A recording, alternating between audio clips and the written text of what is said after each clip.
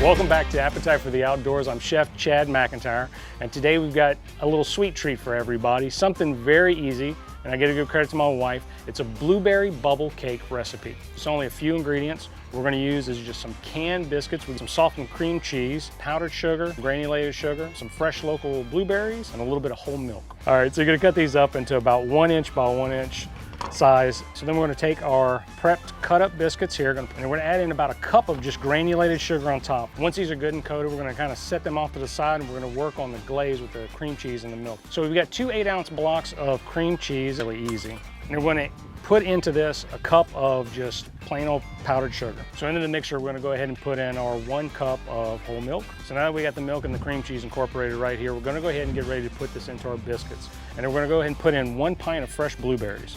And the trick is to fold it in. You don't want to over stir it too much. We're going to use today a Carolina cooker fluted cake pan. I'm going to evenly pour the mix around and we're going to put it into our preheated oven. It's about 350 degrees. All right, we're going to go ahead and check our blueberry bubble that we've had in the oven for about an hour now. So we're going to go ahead and put a platter on here. We're going to get this guy ready to go. So another simple, easy dish. We hope you guys enjoy it and enjoy yourself out in the field and be safe.